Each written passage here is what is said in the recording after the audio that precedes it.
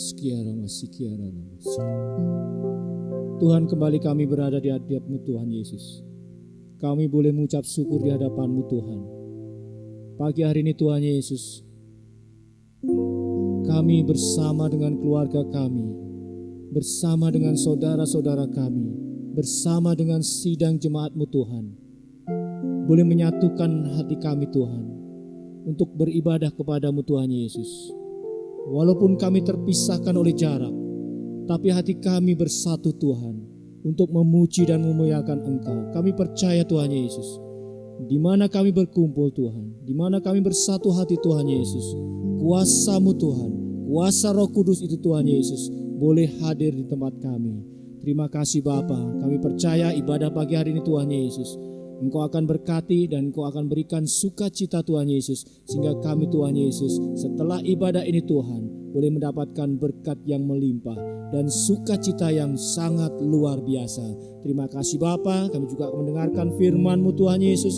Firman-Mu biarlah menjadikan kekuatan bagi kami, dan firman-Mu Tuhan bagi terang bagi jalan kami. Terima kasih Tuhan Yesus, hanya di dalam nama Tuhan kami Yesus Kristus kami mulai ibadah pagi hari ini.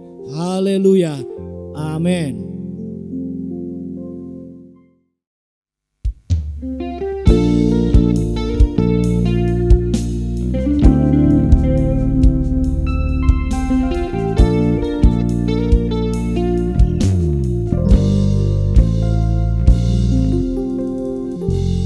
Roh Allah yang hidup penuhiku, Roh Allah yang hidup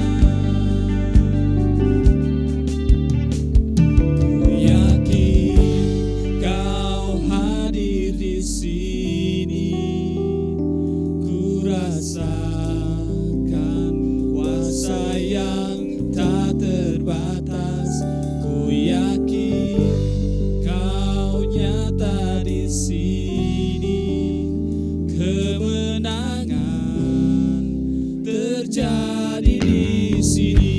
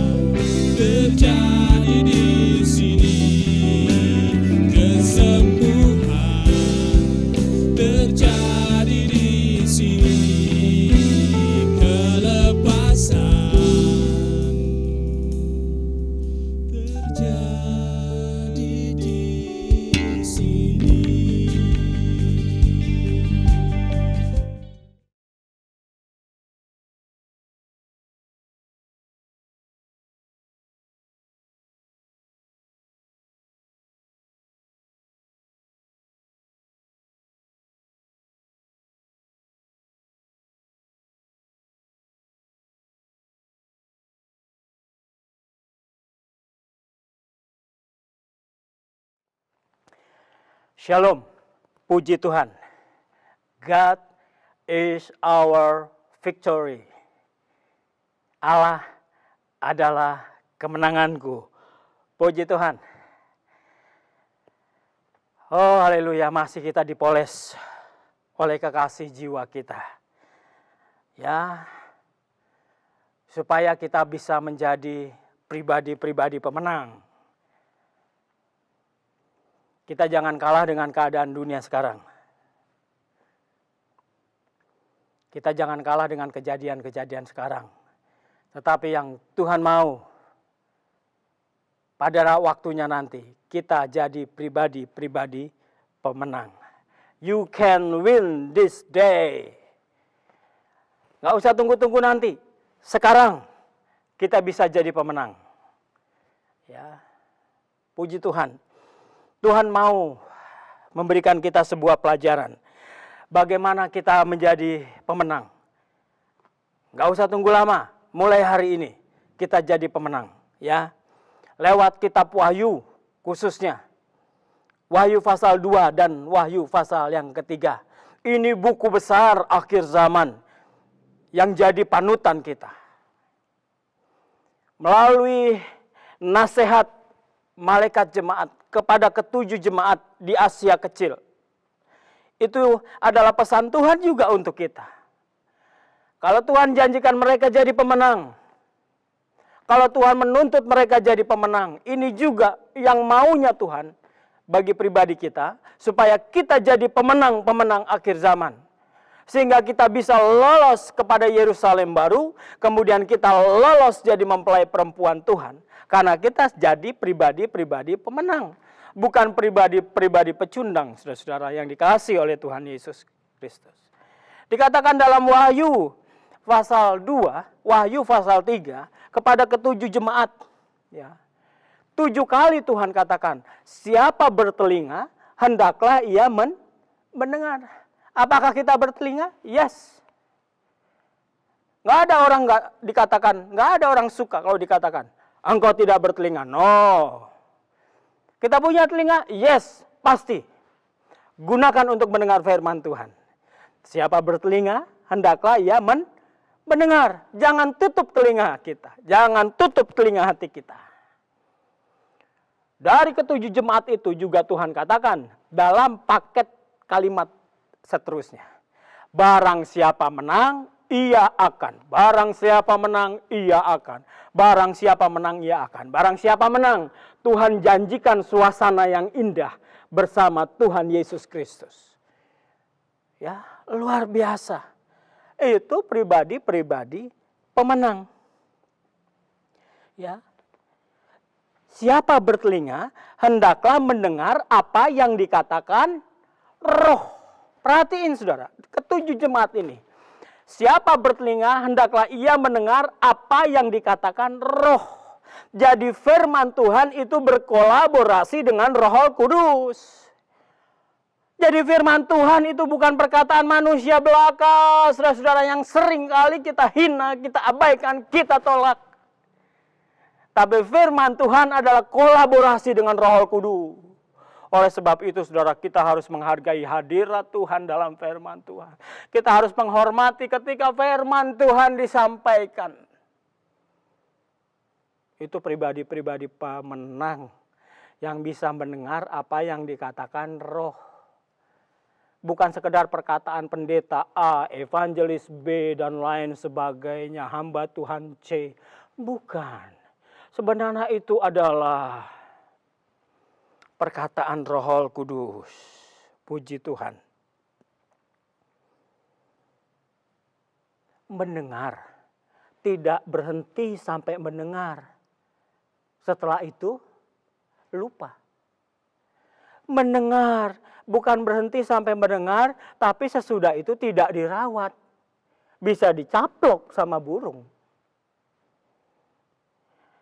Mendengar tapi lanjutkan dan sempurnakan dengan melakukan. Berbahagialah mereka yang membacakan, mendengar dan melakukan perkataan-perkataan dari nubuat ini. Wahyu 1 ayat yang ke-3. Jadi jangan berhenti sampai mendengar, lakukan. Bagaimana kita melakukan firman Tuhan kalau pendengaran kita juga baik. Kalau pendengaran kita juga positif, tidak jorok, tidak kotor, tidak melulu salah interpretasi, tidak melulu salah kira, tidak melulu sudah pasang jarak. Kita bisa melakukan firman Tuhan kalau kita bisa mendengar dengan baik. Itu loh. Itu pribadi-pribadi pemenang. Tuhan mau kita semua jadi pribadi-pribadi pemenang. Amin. Puji Tuhan, kasih kemuliaan untuk Tuhan. Oh, Tuhan baik. Kita semua mau dijadikan pribadi-pribadi yang pemenang. Oleh sebab itu, saudara-saudara, karena ini firman Tuhan buat ketujuh jemaat di Asia Kecil pada waktu itu dan sekarang mau menjadi contoh pelajaran berharga buat kita. Bagaimana kita bisa menjadi pribadi-pribadi pemenang? Kita ingat-ingat apa pesan Tuhan, apa inti, apa jiwa pesan Tuhan kepada tujuh jemaat itu. Pesan kepada tujuh jemaat itu jadikan juga pesan buat kita. Supaya sekarang kita menjadi pribadi yang pemenang. Yang pertama, pesan Tuhan kepada tujuh jemaat itu adalah kepada jemaat di Efesus. Ini untuk diingat-ingat dan jangan dilupakan. Apa pesan untuk jemaat Efesus? Memelihara kasih semula. Kasih kita kepada Allah, kita pelihara, kita rawat baik-baik, baik-baik. Teliti, cermat. Jangan kendor. Yang sudah kendor, kencengin lagi. Jangan off, yang sudah off, masuk lagi, maju lagi. Yang sudah loyo, semangat lagi. Itu artinya menjaga kasih mula-mula. Memelihara kasih mula-mula. Yang ada godaan, no problem, bertahan. Yang ada tantangan, maju terus. Itu artinya memelihara kasih mula-mula kepada Allah. Stabil, pribadi yang stabil, ibadah stabil, pelayanan stabil. Semuanya stabil. Yang nggak gampang goyang. Itu artinya memelihara kasih yang mula-mula. Kasih kepada manusia juga stabil. Kasih kepada sesama stabil. Gak mudah kecewa, gak mudah menjelekkan orang lain. Gak mudah curiga, gak mudah cemburu, gak mudah iri hati. Mulut ini gak mudah mengeluarkan kata-kata yang gegabah, kata-kata yang sembrono. Itu artinya memelihara kasih semula. Oh, gampang-gampang susah ya saudara. Kalau bicara gampang. Tapi prakteknya susah. Karena seringkali kita sulit untuk menerima keadaan. Dan kita seringkali mudah untuk menunjuk-nunjuk. Yang kedua, kepada jemaat di Smyrna. Pesan Tuhan apa yang harus kita ingat-ingat supaya kita bisa menjadi pemenang? Adalah setia sampai mati. Setia sampai mati. Keadaan sekarang mengasah kita supaya kita setia sampai mati. Nanti banyak tawaran-tawaran untuk kita masuk kepada penundukan diri kita kepada antikris. Kita harus cinta mati sama Tuhan. Kita harus pasang harga mati buat Yesus. Sekali Yesus tetap Yesus. Sekalipun banyak nanti tawaran-tawaran menggiurkan supaya kita keluar dari masalah kita. Tapi itu kalau dari antikris kita tolak. Kita harus setia sampai mati. Sebagaimana gembala sidang Smyrna, Polikarpus, dia setia sampai mati. Dia katakan selama 80 tahun mengikut Yesus. Yesus tidak pernah mengecewakan saya. Mengapa saya sekarang harus dari Yesus? No way. Itu Polikarpus. Dia setia sampai mati. Sekalipun matinya Polikarpus tidak enak. Ya, untuk diingat-ingat. Kita harus setia sampai mati. Hujan no problem. Panas terik no problem. Pertendangan pendapat nggak masalah. Ya, setia aja sampai mati. Sakit penyakit bukan masalah. Kesusahan demi kesusahan bukan masalah. Kita harus tetap kuat dan setia sampai mati. Tawaran-tawaran dunia nggak berarti bagi kita sekalipun itu nikmat, nyaman, menggiurkan. Kita harus setia sampai mati mengikut Yesus. Oh, puji Tuhan saudara. Itu pesan kepada jemaat Smyrna. Pesan yang ketiga adalah kepada jemaat di Pergamus. Apa pesan kepada jemaat Pergamus? Kalau kita jadi anak Tuhan, maka kita tidak kompromi dengan dunia. Jadi Kristen yang menolak kompromi dengan dunia. Jemaat Pergamus kompromi dengan pengajaran Bileam. Pengajaran Bileam yang ngajak berzina dengan dunia, menyembah berhala. Oh, hati-hati saudara. Pengajaran pengikut-pengikut Nikolaus. Mereka kompromi dengan dunia. Pesan untuk kita, kalau kita mau menjadi pribadi pemenang, jangan campur adukan kekristenan dengan dunia. Jangan campur adukan pola ibadah Kristen dengan pola ibadah dunia. Jangan campur adukan gaya dunia yang vulgar, yang bebas dengan gaya Kristen. Hati-hati saudara ibadah kita. Gak kerasa iblis menyeret kita. Kelihatannya Kristen, kelihatannya rohani. Oh, hati-hati. Rohani dan sok rohani itu beda. Rohani dan kelihatan rohani itu beda. Rohani itu adalah menolak kompromi dengan dunia. Dari ibadah kita, dari gaya hidup kita, dari fashion kekristenan kita, dari penampilan kita, dari ucap kata kita, dari perbuatan kita. Ya. Itu pesan buat jemaat Pergamus, itu juga pesan buat kita yang ketiga. Pesan Tuhan yang keempat adalah buat jemaat Tiatira. Itu juga pesan buat kita. Apa pesan Tuhan buat jemaat Tiatira? Menolak pengajaran Isabel. Membuang ajaran Isabel. Ya. Ini perempuan yang mengajak Raja Ahab untuk berbuat yang tidak benar di hadapan Tuhan. Membuat Raja Ahab membuat pribadinya semena-mena. Pengajaran tentang zina Isabel. Ya. Hati-hati kalau Kristen ini mengambil gaya dunia. Mensahkan hal-hal yang dilarang dunia. Hati-hati saudara. Itu pengajaran Isabel sudah masuk dalam Kristenan. Apa yang Alkitab katakan tentang zina nggak boleh. Hubungan sejenis nggak boleh. Kekristenan ikut-ikutan boleh. Hati-hati itu pengajaran Isabel. Kekristenan sekarang banyak seperti ini. Hati-hati.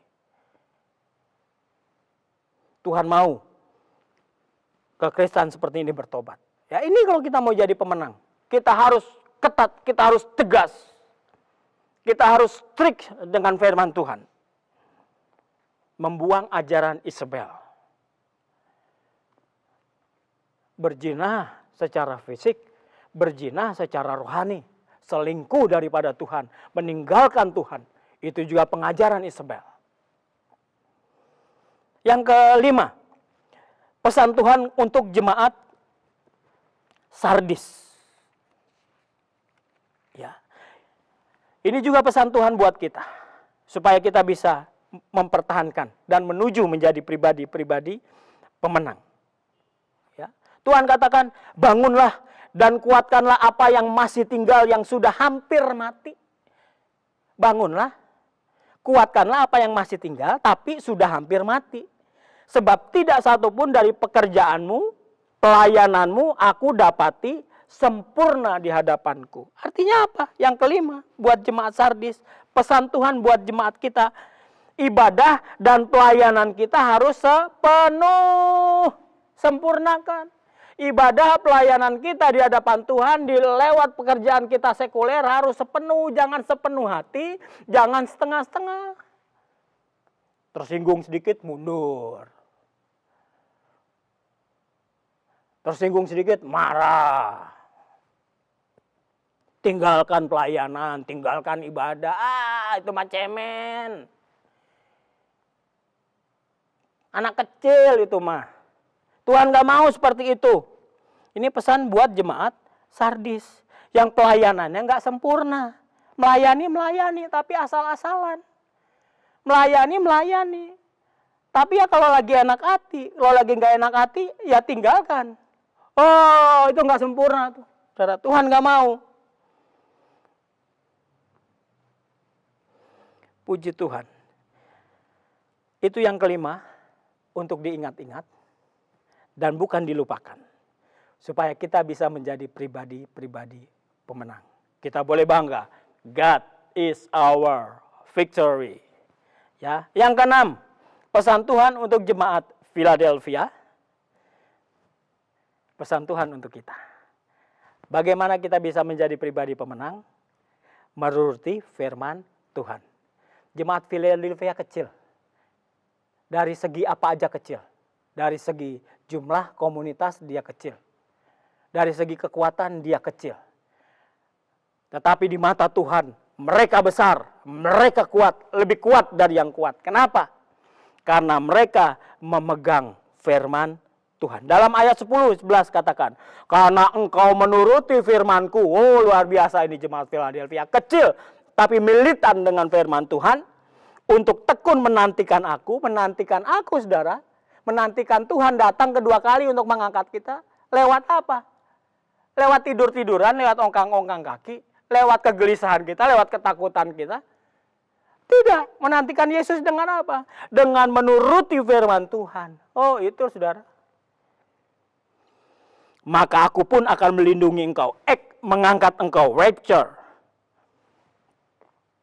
Dari hari pencobaan yang akan datang, sebentar lagi datang atas seluruh dunia untuk mencoba mereka yang diam di bumi.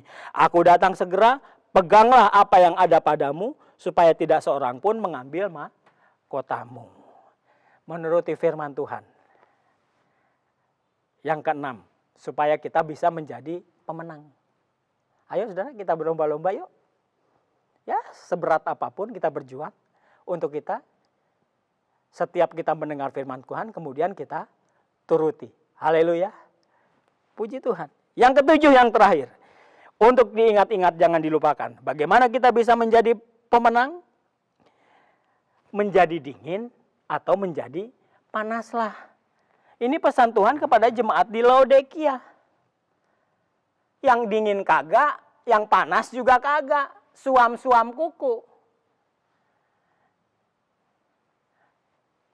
Minum kopi aja kalau suam-suam kuku nggak enak, saudara-saudara. Enaknya panas. Ya. Tuhan mau kita jadi pribadi itu menjadi pribadi yang dingin atau pribadi yang panas sekalian. Tapi jangan di tengah-tengah, pribadi yang suam-suam kuku. Tuhan nggak mau, Tuhan muak dan Tuhan mau muntahkan. Jadi kekristenan juga harus jadi kekristenan yang dingin atau kekristenan yang panas. Ya kita baca aja ayatnya.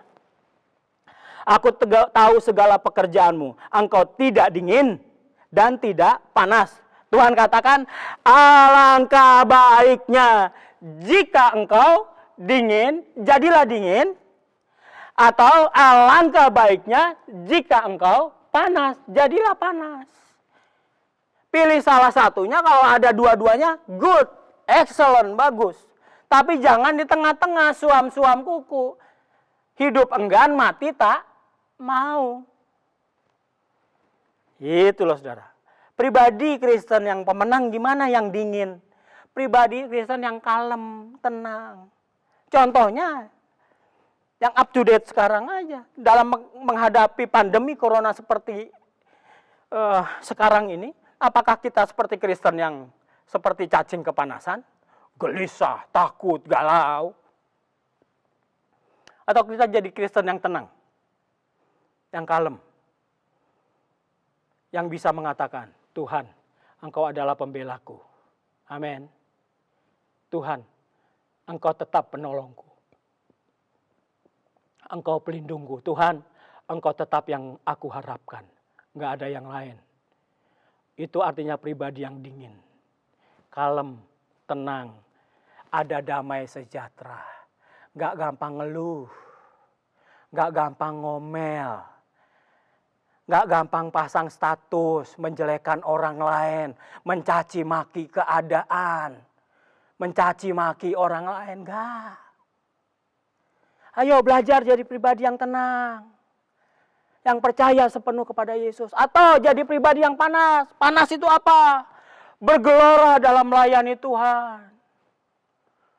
Tetap semangat melayani Tuhan, keadaan baik atau tidak baik, keadaan menguntungkan atau tidak menguntungkan, keadaan capek atau tidak capek, tetap semangat melayani Tuhan. Amin. Puji Tuhan.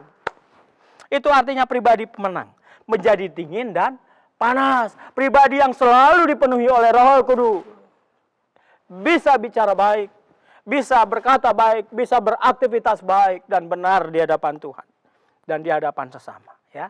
Ini 7 hal yang Tuhan ingatkan kepada kita supaya kita bisa menjadi pemenang. Siapa bertelinga, hendaklah ia mendengar apa yang dikatakan Roh. Barang siapa menang, ada 7 hal yang Tuhan janjikan. Menanglah, kita bisa. Amin. Kita katakan sama-sama. 1, 2, 3. Menanglah, kita bisa. 1, 2, 3. Menanglah, kita bisa. Ulangi, 1, 2, 3. Menanglah, kita bisa.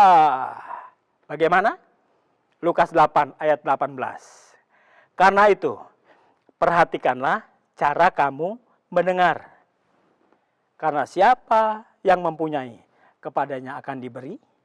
Tetapi siapa yang tidak mempunyai, daripadanya akan diambil. Juga apa yang ia anggap ada padanya. Bagaimana kita jadi pemenang? Kita bisa jadi pemenang.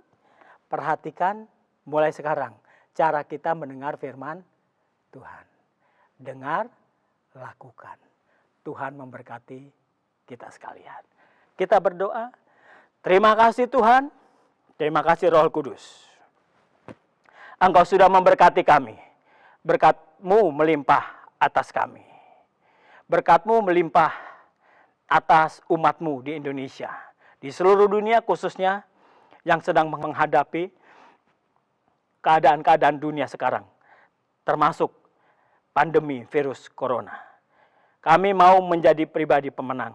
Tetap bertahan di dalam Engkau. Kami berdoa untuk Indonesia, Engkau pulihkan. Untuk dunia, Engkau pulihkan. Kami berdoa lalukan Tuhan. Sampar ini daripada kami. Karena kami tahu, sampar ini juga Engkau izinkan terjadi.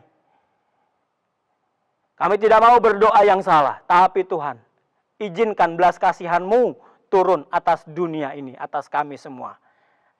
Kehendak-Mu yang jadi Tuhan. Lalukan sampar ini daripada kami. Sehingga kami bisa beribadah kembali bersama-sama di dalam bait Allah-Mu. Berkat-Mu turun atas kami semua. Di dalam nama Tuhan Yesus Kristus kami mengucap syukur. Amin.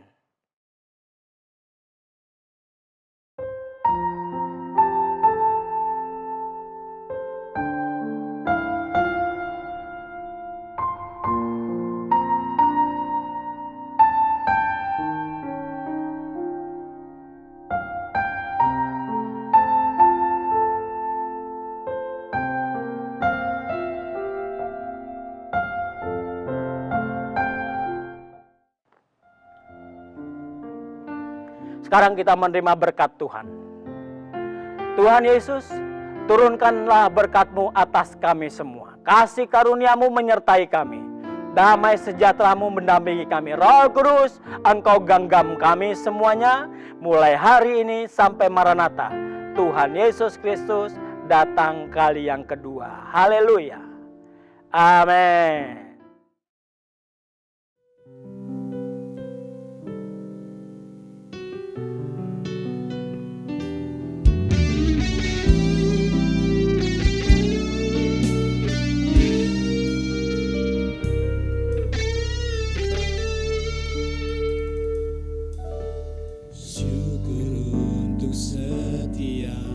Rencana-Mu